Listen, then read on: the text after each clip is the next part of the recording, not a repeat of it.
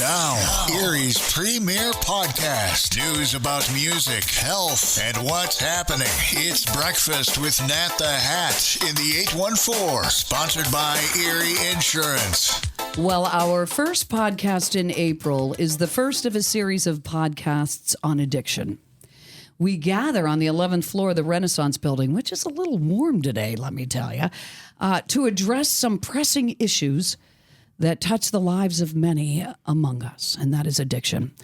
It's a challenge that doesn't discriminate. It affects individuals from all walks of life, regardless of your age, your gender, or your social status. But the good news is that together as a community in the 814, we do possess the power to combat it. Podcast 23 is titled Addiction Uncovered in the 814, A Journey of Hope and Healing. There are countless variables that need to be discussed. This is the reason for this series as we uncover the common misconceptions about addiction and navigating through the resources that are available. Addiction tears families apart, disrupts livelihoods, destabilizes communities. Whether it's substance abuse, gambling, compulsive behaviors, it's a grip that can be suffocating. So we need to support one another through these struggles. In our first addiction podcast, I welcome Maria and Keith Miller from Taylor's Hope. Welcome to the show, you two. And also Lisa Edwards, an advocate. Each have their story to tell. So welcome to Breakfast with Nat the Hat in the 814, sponsored by Erie Insurance. And I'm going to start with you, Lisa, because I'd like to talk to you about your journey. Okay, so in August of 2015, I lost my only child to an overdose. We had quite a bit of sobriety under our belt, and one day I woke up and went to the basement to get my scrubs out of the dryer and found my daughter at the bottom of the stairs. And that led to a 5-day hell. I don't know if I can say that. Yes, you can. So they put her into a medically induced coma on a Monday. And then on a Wednesday, they pronounced her brain dead. We have always been very big in our family for organ donations. So on Friday the 7th of August, she went for her organ donation. And that's the last time I saw my baby girl. Let's start with the signs. How did, because there's always that beginning and there are signs, but it takes time. Yes. I lost my nephew, Brandon, and we had no idea. My sister and I, we didn't have any idea of what were the signs, what to look for. And no parent ever wants to think that their child's doing heroin. Yeah. Right? So, it took months to realize that this was going on. And not only was it going on with my nephew, but all his friends. This crew of friends were all in a whole generation. A whole generation. We have lost an entire generation to this. So, when did you start realizing there was, did she become despondent or how did you uncover? It's always good to talk about uncovering those things. So she was a very functioning addict.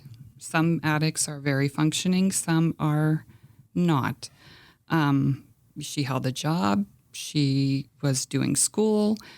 We had a dog, and I noticed that, as strange as it sounds, there were Q-tip tips missing from the bathroom. So I put the garbage can up thinking the dog's eating these Q-tip tips. And, then I kept finding them. And then behavior started changing a little bit. Addiction runs very deep in my family. Same here. Very deep. Mm-hmm. So my niece and nephew, who Caitlin was very close with, were doing heroin. So then I started thinking, and money started coming missing, excuse me, from bank accounts. And then just one day she told me, she says, "Mom, I have this problem." And she was very open about it. At the time, I think most of us just thought, why can't you quit? Like, it's Just say no. Yeah, just quit. And she struggled. We both struggled. I always loved my child. There was a lot of times that I did not like her.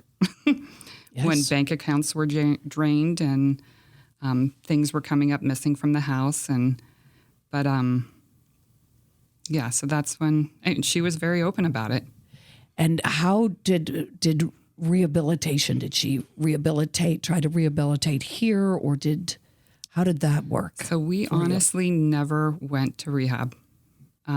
She quit cold turkey on her own, and that was a horrible 72 hours of detoxing and Right.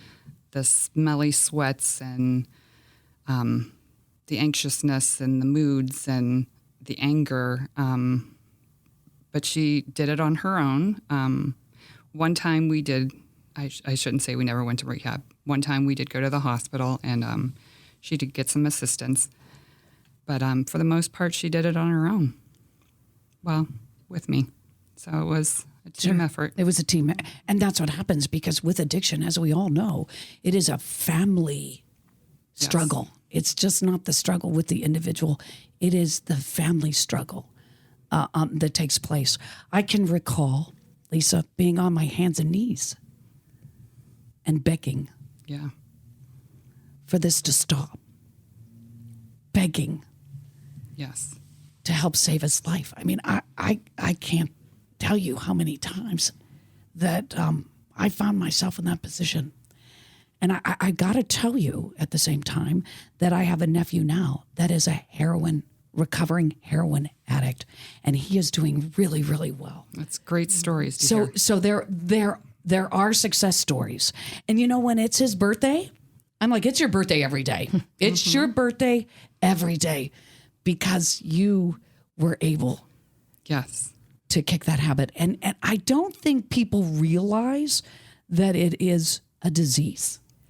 Can you give us more information on what you found out when you were going through this with your daughter? So I work in the medical field, and you would think that I would have a million resources to my beck and call. I kept it very private. I worked with the same people for, now it's been 15 years, but 2 people knew the struggle that I was going through. I didn't understand the process. And I'm going to be honest with you, I was very ignorant to what was happening in our community. Right. I mean, we went to funerals like it felt like every week. And you know, and I think when this whole generation got into this addiction of heroin, everybody tried being quiet. Yes. Nobody wanted to say anything. It was shameful. Yes. It became a shame on the family to even think. I can recall my nephew seeing black and blue marks all over his arms. Yeah. I'm like, what are you doing? Sweatshirts in the summertime. Right. There were telltale signs, but nobody wanted to step up and say, this is going on, and we definitely have a problem, and we need to come together and figure this out, because yes, we have. There's at least 5 people that I graduated high school with that lost their own. Yeah. You know, and when we get together at our 5-year class reunions and we talk, and, you know, the pain never gets any easier, but it's like we kept it hidden. Mm-hmm. It was a secretive thing. It was a very secretive, a stigma. Yes. A stigma. Like as a family, we look horrible, and that's not the case. That is not, because it touches everybody, everyone, whether you have a ton of money or no money at all. Right. You know, but like I said, when I started seeing these things happening, and then, you know, we were losing child after child after child, I realized that somebody needs to speak up, because this is a disease. This is not something that somebody can stop and say, oh, I got this. Right. And I mean, it was one thing that your daughter was able to do. But now I feel there are so many parents out there now that are coming out and saying, listen, this is what happened. Yes. My son or daughter had a disease, and we struggled. Yeah. And we struggled a long time, and they went through countless rehab stints, and they came out, and there was hope. There was so much hope. And then they would fall back into that again. And, you know, I mean, there are times when I would see these people, they were hooked up to every instrument in a hospital. Like my nephew, I was like, look, wow, look at this. You know, so there is a generation lost. But at the same time, I'm noticing that families are now stepping up. Yes. And during eulogies, talking about the fact that, you know, their son or daughter cannot be labeled as somebody that didn't fight the good fight or try to do the best that they could. Because they're fantastic kids. Yes, they are. I had so many people come up to me at my daughter's funeral that was like, thank you for being her mom, because my daughter wouldn't have got on the bus every day if Kaylin wasn't at that bus stop. You know, my son, you know, just adored your daughter, and she stood up for him all the time. And they're just wonderful kids, and wonderful people, not kids. Right. Wonderful people that Yes. get hooked, and it really is a disease. I have Lisa Edwards on our first in a series of addiction podcasts. And when you advocate for other parents, I know that you have these discussions with others, and I've known that. What do you normally say when you talk to parents that have gone through what you've gone through? So my very first encounter of being very open with it was the day we were planning Kaylin's funeral. Excuse me. There was another parent who lost their child, and I don't know what HIPAA rules are with funeral homes. So I said, can I have the mom's name? I met a dear friend. I went to her house, knocked on her door, and said, I lost my child too on the same day. I am very vocal about it now. If anybody asks me, my daughter had a disease. That is exactly what it is. I know that how I got in touch with you was close friends. Yes. And I always told them I never wanted them to be part of my club. And so the day that it happened with them, I walked over and I thought, what am I going to say to them? There is no pain that any person should experience than burying their child. Right.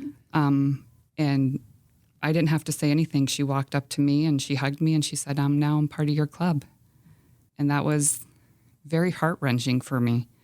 And we had been open very much for years. Right.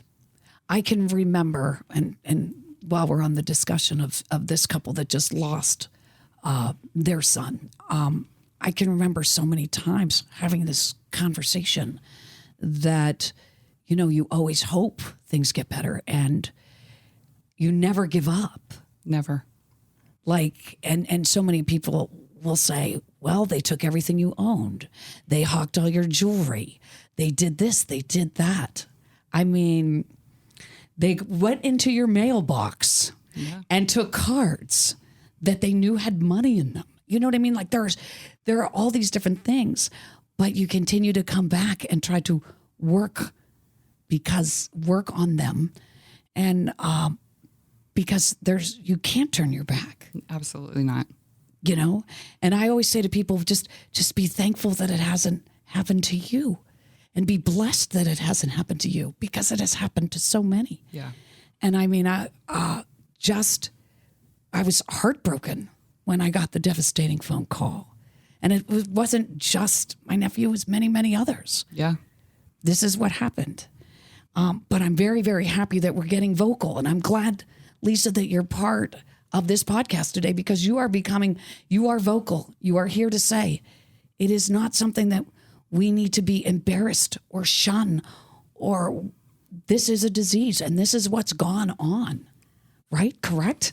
Yes. And there's through, I think, from this experience, I think we've just formed bonds that you never expected to form bonds with. Mary Kay is fantastic with Lake Erie Road Crew. I was part of the startup of the Hidden in Plain Sight Room, which was fantastic. And I was on the board of a local rehab place. I'm no longer on the board. I don't think they always liked what I said when it came to rehab facilities and our system. And but I was on the board for almost 2 years, and there's great resources. And I think, Taylor's Hope is fantastic, and they have a fantastic event coming up that we need to have more and more of. And absolutely. And just be vocal that nobody's alone. Well, I'm happy to be part of this vocalization, because this is us sitting around discussing how our hearts have been broken and what has happened to us with addiction. And it's interesting because Taylor's parents know me from like 5th grade, when my son was in 5th grade. And it's really funny because we're sitting here and Maria says, "Do you remember us? Like, your son Dylan dated my daughter." I'm like, holy smokes, yes. So there's that touch right there and then. And, I know that I've been gone. I was gone for 11 years. So throughout this cycle and Taylor's Hope being formed, I wasn't around.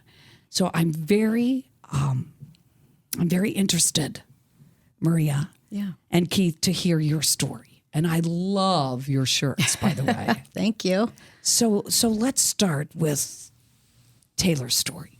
Yeah. So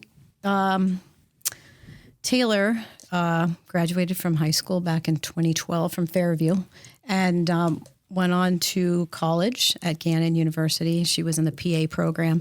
And at that time, it was pretty challenging to get into. They took a small amount of students, but she got in. She was smart and determined, and did really well, but started struggling with some anxiety. And through that process, we did get her some help, and she was going to counseling and therapy, and was taking some prescribed medication, and was doing okay.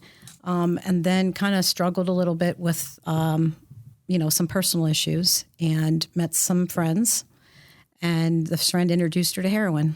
He told her that it would probably make her feel better and take care of some of her anxiety. And she tried it. And I always say from that day forward, it kind of changed her. I mean, it really did. Yes. They say it does something to your brain. I'm not a scientist. I don't know, but I saw it happen. And we found out pretty quickly that it happened from a friend who she shared it with. And immediately, I drove her to Pittsburgh, actually. I took her to Western Psych and said, because she told me that she thought she would use again. And I was really worried. So I took her down there and begged for help. And they were able to keep her. Can we talk about getting that help too? Mm-hmm. Was there any place in Erie at the time? No. At the time, we found nothing. I'm a social worker, so I'm pretty aware of what's available here. So you had to go all the way down. I've lived here my whole life. Yes. Yep. I had to go to Pittsburgh, and she had already been at Mill Creek Community briefly. That wasn't helping us, so we went to Pittsburgh. So you're saying it started with anxiety. It did. She had depression and anxiety, mm-hmm. and that happens. Yep. A lot of the times. Yeah. It's like, right. These kids will self-medicate, if they're not getting what they need from the doctors, or the prescription medications aren't working, or you have peer pressure where you have a friend who says, "Hey, I've used this for my anxiety and it works great." And then one time, you get a taste of it. And that's basically what she told me was, "I don't know, Mom. Like, it made me feel good. Like, I don't know. If I can't tell you, I'm never going to use it again. I don't know." Right. So we were really concerned. It is that feeling. So what happened down in Pittsburgh? Was there treatment? Did she? Briefly, yeah. She went down there for treatment briefly. They were able to wean her off.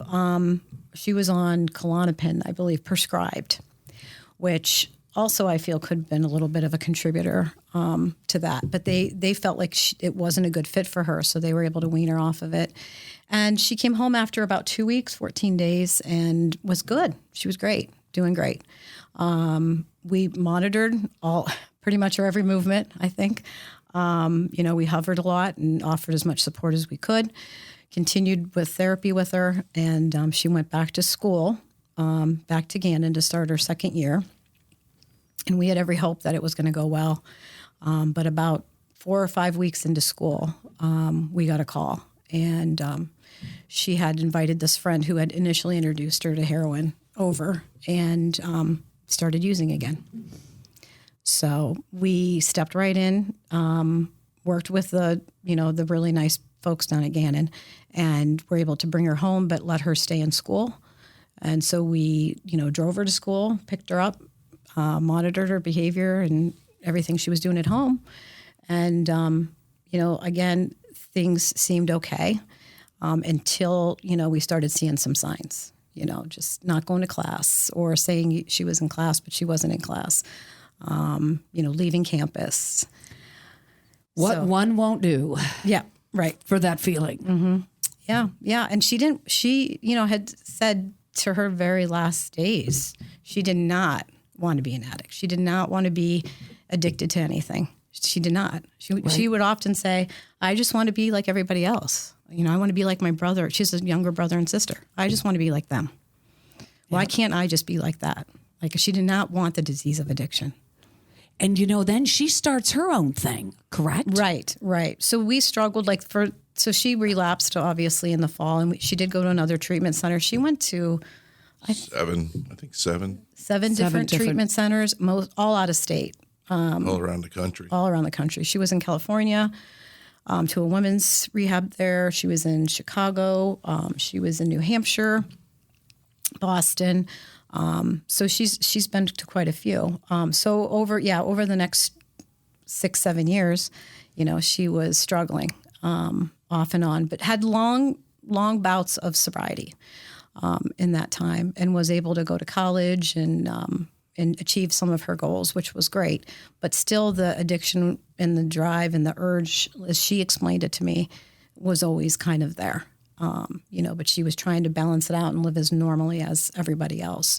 But in January of 2014, she was getting more involved in the Erie community, in the NA groups, and meeting people, making friends who could support each other because they were all kind of in this boat together.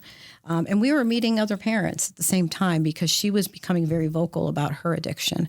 So she decided in January, after she lost a really good friend, Adam Rowley, who is why she created the Hope page, that she needed to do something. She said, Mom, I need to let people know what's going on. People don't know how bad this is, and it's bad. Right. It's really bad. And Hope was heroin overdose prevention in Erie. Mm-hmm. That was her Facebook page. I believe it started like 2014. Correct. And she said on that Facebook page, we want to help friends of addicts, families of addicts, anyone, the normal person. Mm-hmm. Right? Yep. She did it in her bedroom late at night, 2 a.m., and came into my room and early in the morning. I don't even know if she slept that night because she was just typing away and creating and, doing her thing. And came in and said, Mom, you're not going to believe this, but there's like 5,000 followers on this page. I said, you're kidding. I said, wow, well, what does that tell you? Like, people need this. Like, they're looking for this. Like, why are they following it? So she just, it grew and grew. We're at 9,400. We still manage that page for her. I'm not going to change the name of it. She created it. She had like a logo contest for somebody to create the logo for it and everything. So that will all remain Taylor's creation. So, but through that page, she shared her own stories and her own struggles, and she would take pictures of herself in active addiction. And she was very transparent. She was very real. And I think that's what people needed to hear and see. They needed to know that, put a face to addiction, realize that this is really what's happening. and she was on in the newspaper. The news crew was at her house interviewing her. Oh, I know. Yes. So it was a little overwhelming for us, up to that point. But I give you both as parents,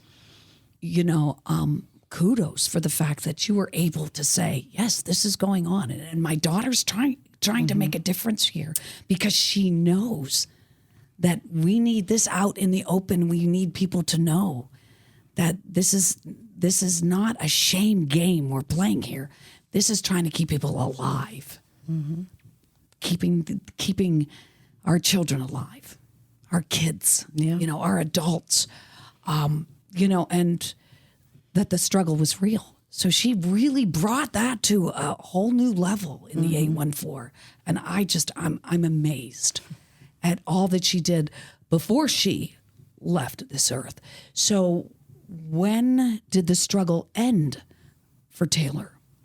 So she, from 2014 to 2017, she was, she had a lot of good clean time. She went to college in Boston University. She's majoring in health science. She got engaged while she was there, and was really doing well until once again started struggling with a little bit of mental health, anxiety creeping back in, some depression, and unfortunately she gave in and relapsed and started using. And once that happened, things spiraled. Like she lost her apartment in Boston. She lost her college opportunity at Boston University, lost her fiance, but agreed to go to treatment.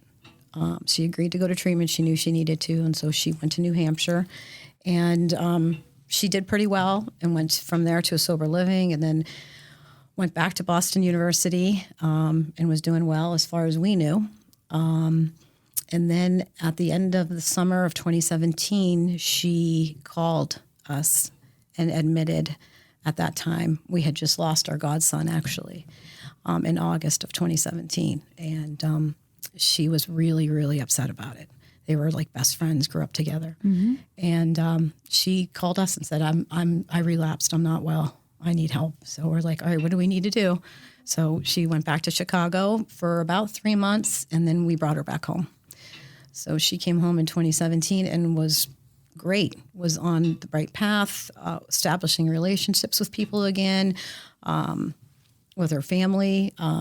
She was in school at Penn State Barron in the nursing program and was excited and was doing well. And, basically she hung out with us a lot, and her brother and sister. And You're the great support system that you all were for her. Yeah. We just did anything we could to help her. She was going to some outpatient programs and participating, and we thought things were good, honestly, until what was it, like January, February of 2021. Yeah. And I was like, it was just some things, like she was sleeping a lot, and she was missing appointments at her outpatient clinic and missing class. Some of it was like during the COVID time, and that's what I was going to say. That is yet another part of addiction is the COVID time when everybody was locked up, couldn't go places, couldn't have that socialization that they needed. That had to play in the role of what was going on with all of you at that point, right? Yeah, it was a struggle. And I think too, just because like a lot of her in-person things were being, canceled and they were online. So even at the point where she was, she had relapsed and was back into active addiction, I'd say, well, why aren't you going to class? Or how come you didn't go to this appointment? And she'd say, well, it's remote today. Well, we just accepted everything as remote at that point in time because, it was. Yes. So we didn't, really question too much about that. But yeah, she just became a little disinterested in the family activities. I remember specifically like Easter, she slept through Easter dinner, which was really unusual. So we became concerned and started reaching out to, her treatment team here locally. And they were concerned as well. And it was kind of a balancing act of trying to, figure out what to do. But then it happened so quick that, all of a sudden, we're making plans on April 10th, 2021 to go on a summer vacation. And I was trying to give her things to look forward to because she was struggling with some depression at that time. So we thought and, started, making plans for the week and, upcoming events. And she made her schedule for her summer semester or her fall semester at Barron. Had lists of things that she was planning to do over the next month. And I woke up in the middle of, Sunday morning, April 11th. I was going to say. And she wasn't in her room, and I found her. So. That is the hardest thing that we can do, is find our children. Yes, and I can count on my fingers and toes how many people I've talked to that have found their own. Yeah. It's heartbreaking. When did Taylor's Hope become a nonprofit organization?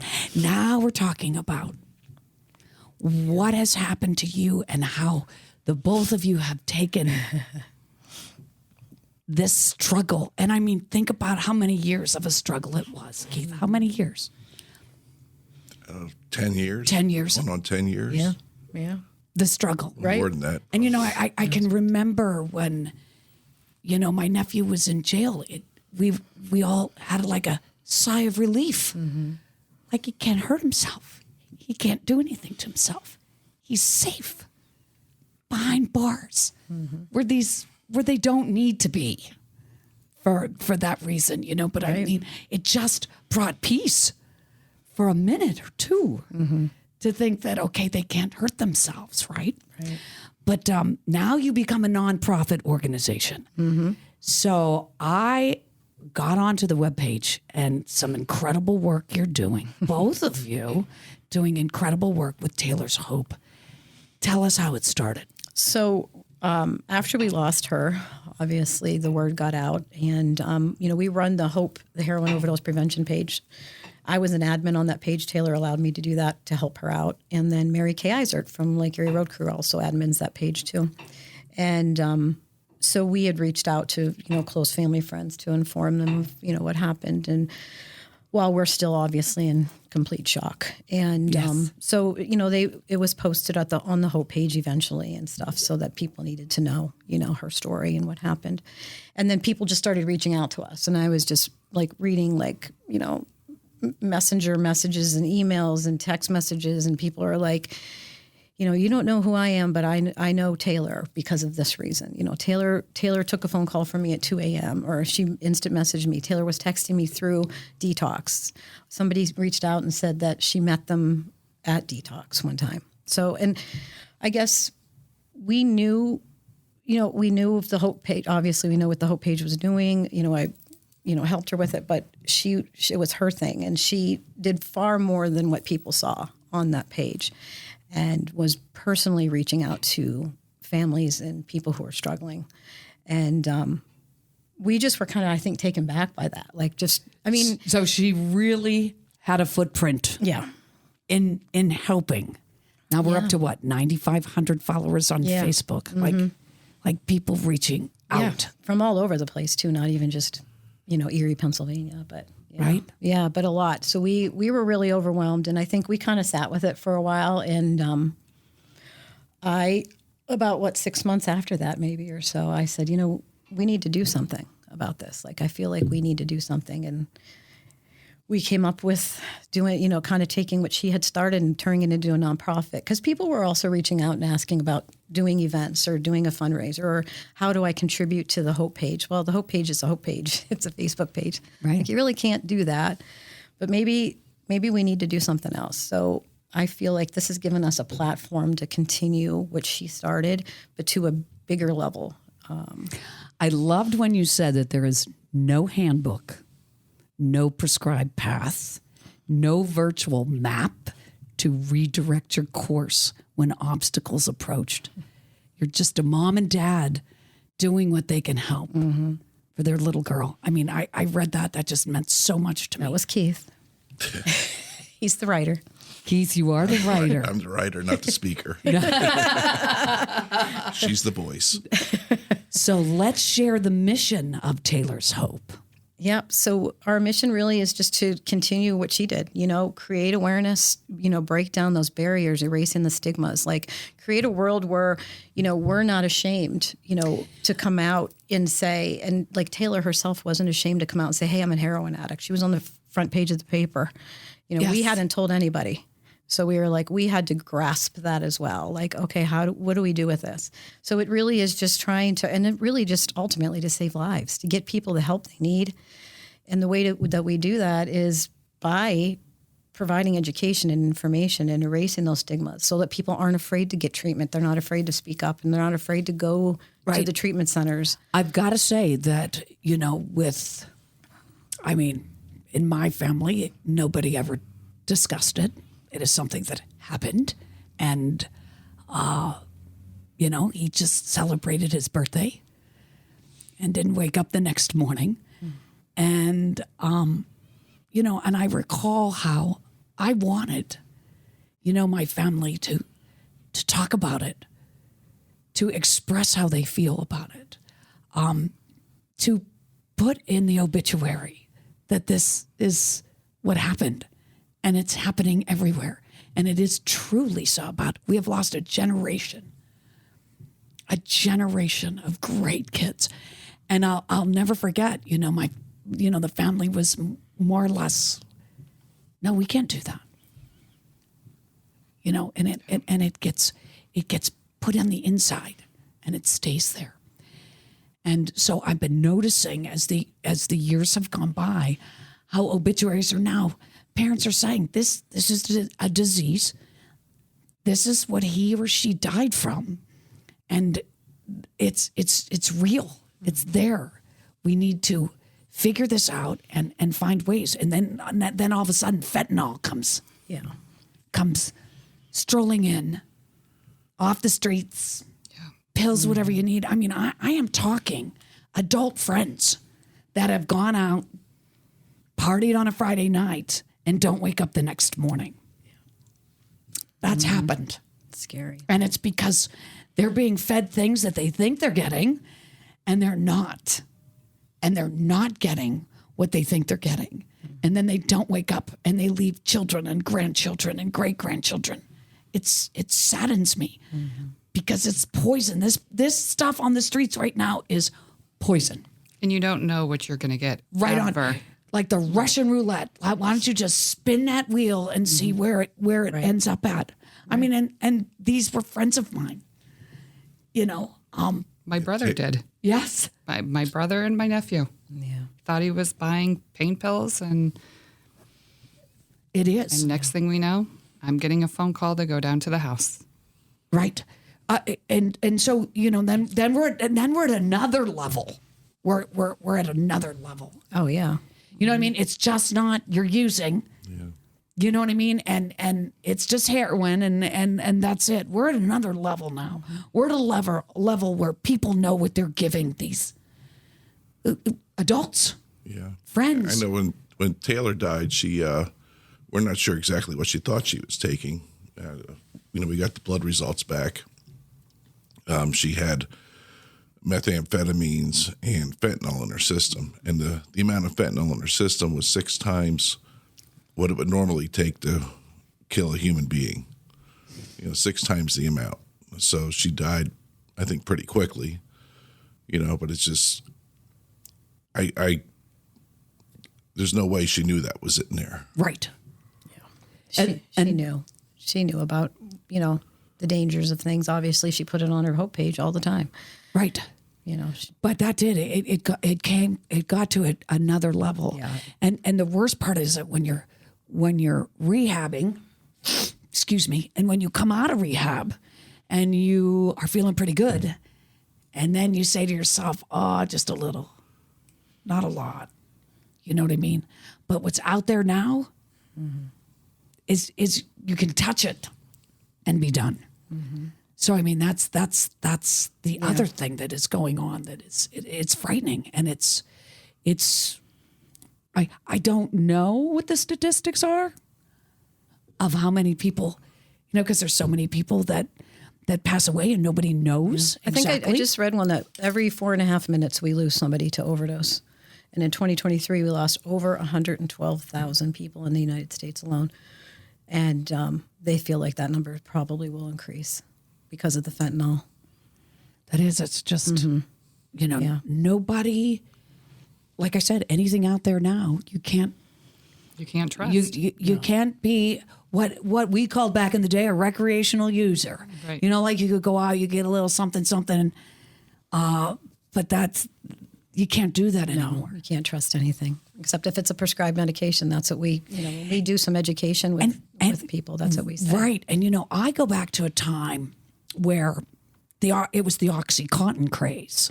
And that's where it really begins, I think, in my heart.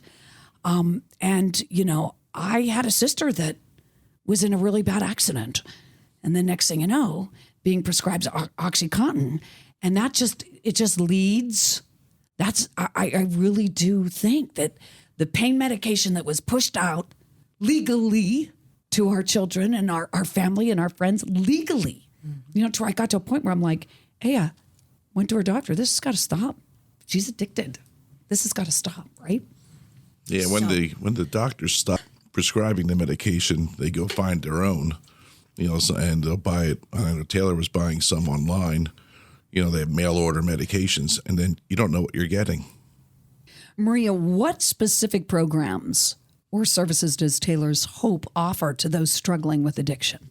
Well, we don't actually have services. What we have created is a nonprofit, and what we've been doing with that so far for the last year is creating basically information, educational information. A couple projects we've done is we call it the Prom Project, which we did last spring.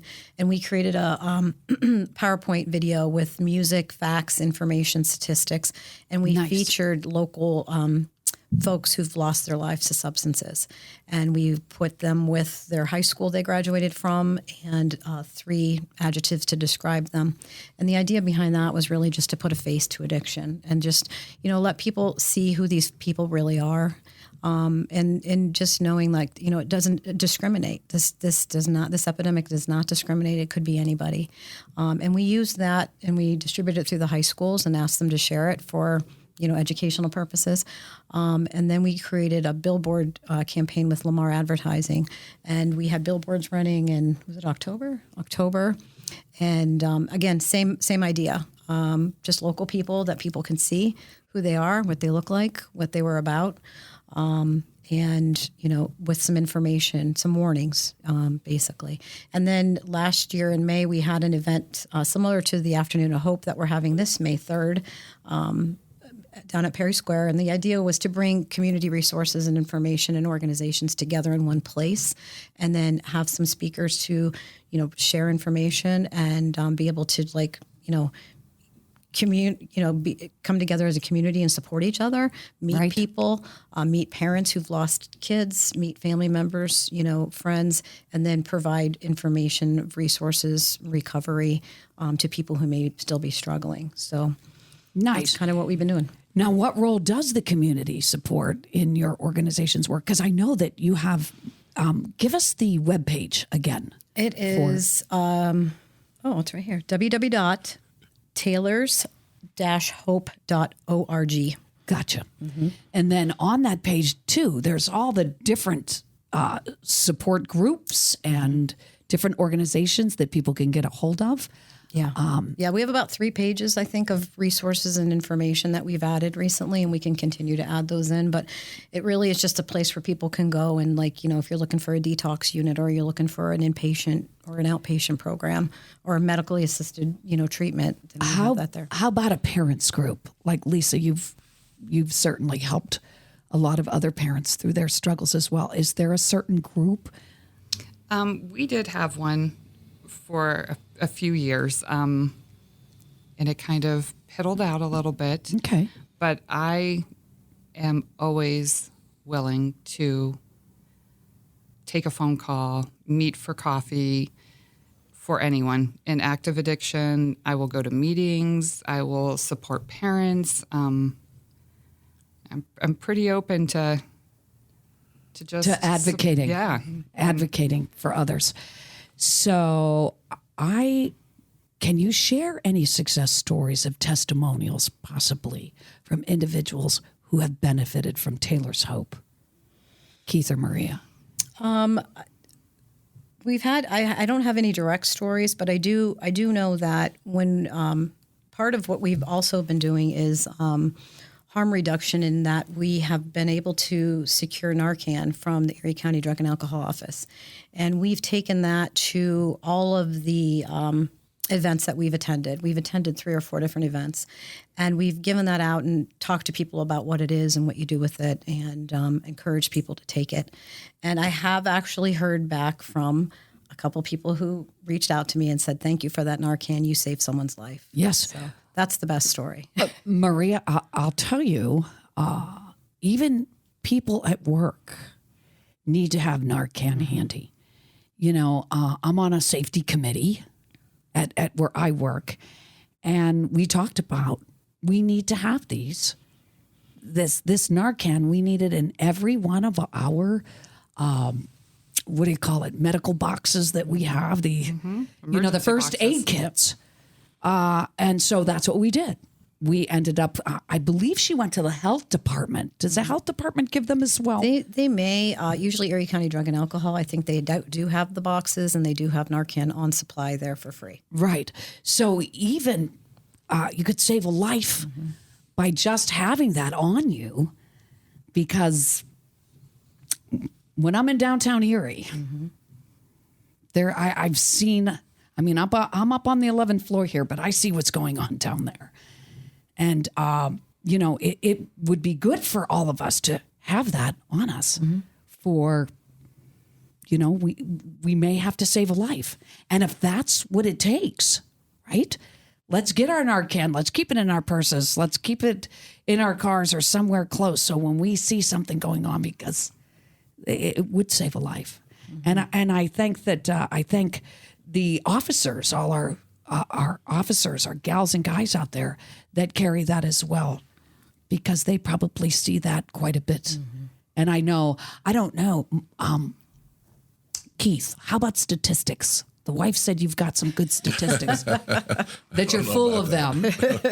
But how about Erie? Do we have any stats on Erie at all? Well, I know that in 2022, they did a study in Pennsylvania, and the number of overdoses in Erie County, just overdoses, not necessarily overdose deaths, but overdoses, we were, I think, around 160 per 100,000 citizens. And we were far and away the highest in Pennsylvania. Like the next closest, I think there was one at 120. There was one at 89.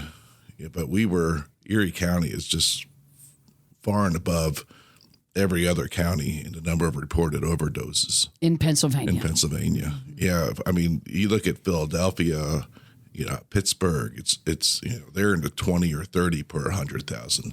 We're at 160. And it really wasn't even close. It's a sad statistic. Yes. Well, I know that you got this great event coming up, May 3rd in Perry Square. It's called Afternoon of Hope.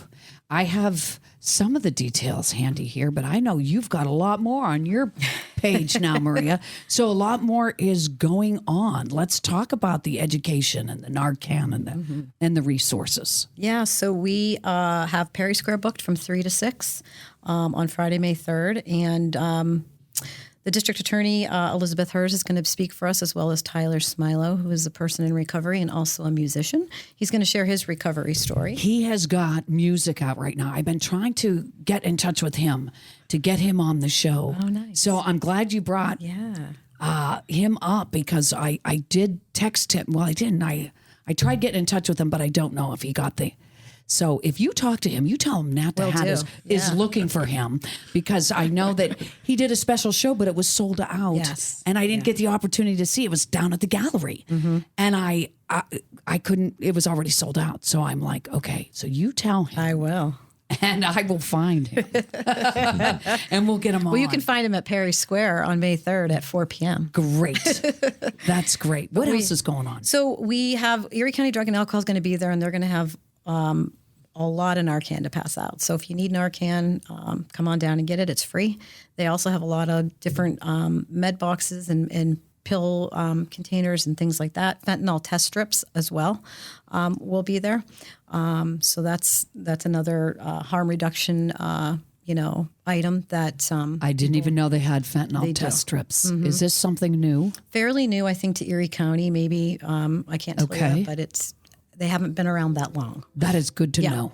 So those will be there. And then, of course, information on outpatient, inpatient, detox, residential treatment. We have Broken Hearts, which is a grief support group.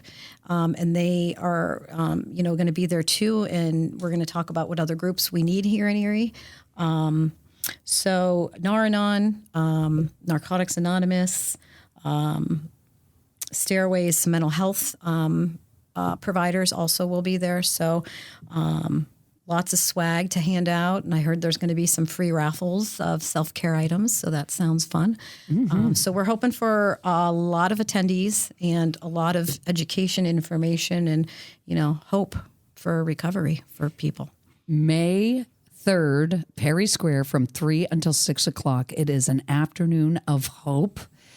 And it's Taylor's hope. It's Taylor's hope. Yep. It's everybody's hope. Right, Lisa? Absolutely. Everybody's hope. It really is. Now, where is Taylor's Hope located? Do you have an office? We do not. Okay. We have a P.O. box. That's okay. Sometimes it's good to have a P.O. box. We're a pretty small nonprofit. Like, we weren't sure where we were going with this. And our first big thing was we got involved with Erie Gives in August, and we were amazed at the outpouring of support we got there. Bravo. And, we just had to give it back. So, and it is coming. It is coming back again. So, folks, if you're listening, this is Taylor's Hope, a nonprofit organization. You can donate to this organization that is doing so much good work in the 814. And if you want to donate, you can get onto the website. Can you give me that one more time? yeah, it's www.taylors-hope.org. Perfect. It's Marie and Keith Miller from Taylor's Hope and Lisa Edwards, an advocate, on the show today. Thank you for sharing your stories. And most importantly, helping us recognize that battling addiction is not a one-time endeavor. It requires ongoing commitment, perseverance, and solidarity. So let us stand together in solidarity against addiction, offering hope, compassion, resources to all that seek help. LECOM Radio is working hand in hand in the 814 to build a healthier, stronger, and more resilient community for generations to come by airing these kind of podcasts, because addiction is a family disease. One person may use, but the whole family suffers. So I want to thank you all for being here today and being on my very first podcast about addiction. And we'll see you down in Perry Square on May 3rd. Thank you. You've been tuned in to Breakfast with Nat the Hat in the 814, sponsored by Erie Insurance on 88.5 and 102.7 LECOM Radio.